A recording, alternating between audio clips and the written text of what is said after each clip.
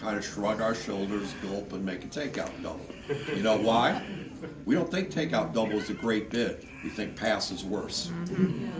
You get that? Part of your decision as a bridge player is not making perfect bid, it's making perfect decisions. You have decisions to make. If you think sometimes it's pass and sometimes it's takeout double and you're not quite clear, you're nervous, that's good. That's where you should be.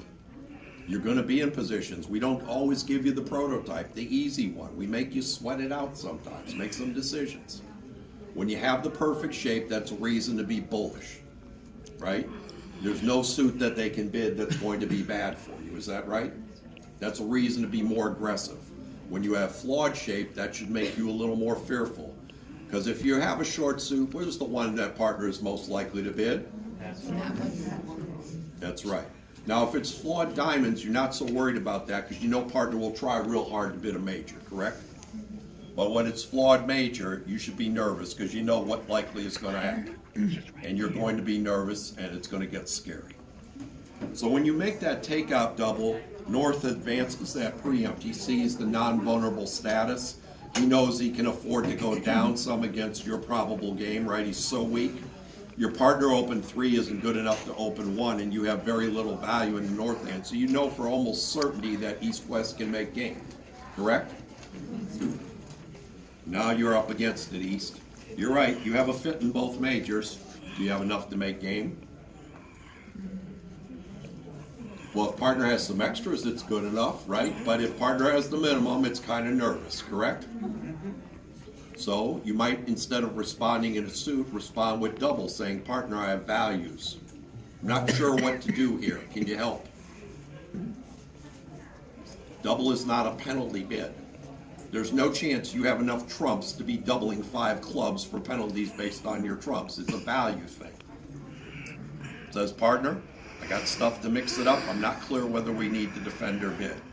You with the west hand, who is like shaking in your boots, that this takeout doubles a little lights going, whew, I'll take the money. I'll take whatever down they're going to go. They're bidding to go down to try to get in my way. I accept your offer. I take what you're offering to go down. There's no chance after takeout double and partner showing values, they're bidding 5 clubs to make, correct? Unless it's really distributional and really weird. And all 2 or 3 times that happens in your life, accept that fact graciously and live with the fact that occasionally they have to make, even though that's not normal.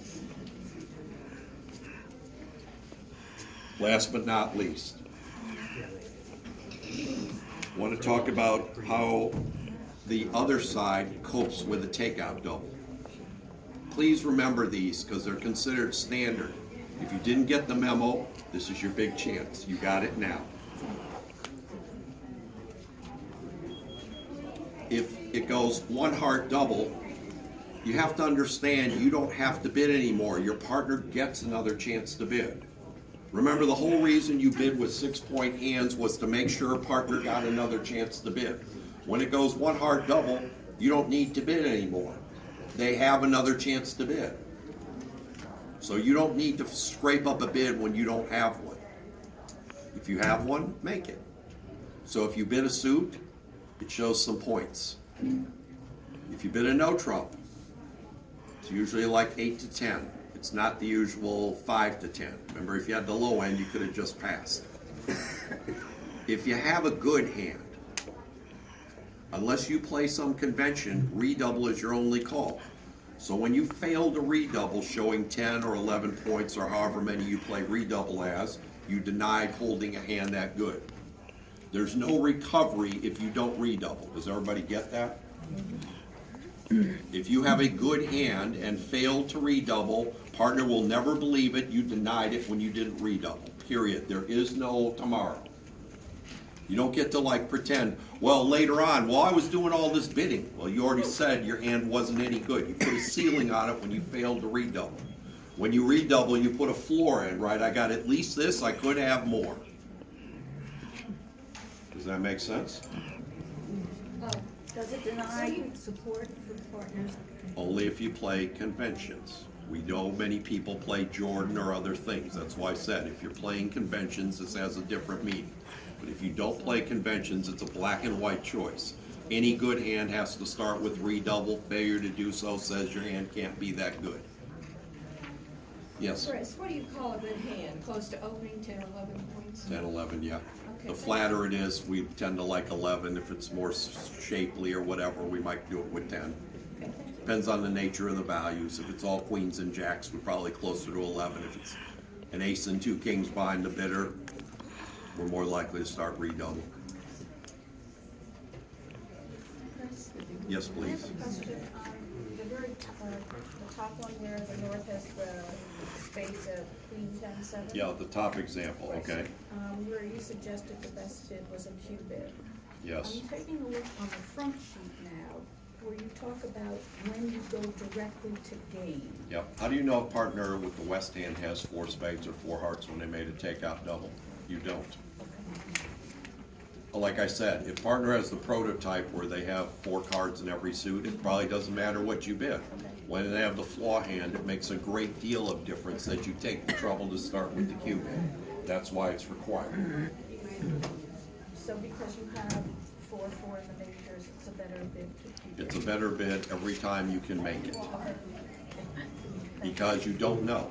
Remember, sometimes the partner doubled because they have a big hand. They don't have any of your majors. Who said partner has a major when they have 18 points? They just start double. They don't have a choice. Big hands start double, correct? What if they have a big hand and 7 clubs? They're going to start double, correct? And if you jump to 4 of a major, you deserve your fate. If they have the minimum prototype, you might get away with it. If they have one of the other ones, this doesn't work so well. So every chance you can start with the Q bid, you should be starting with the Q bid, not with bidding a major and hoping. You should be flashing the, hey, we're going to game signal details later, every chance you get. That's the one that you need to add to your playbook if you haven't seen this before. Any other questions? Take a couple minutes, find your seat. If you haven't gotten entry, please grab one, grab your snack, get in your chair. We'll be ready to go in just a minute. Thank you.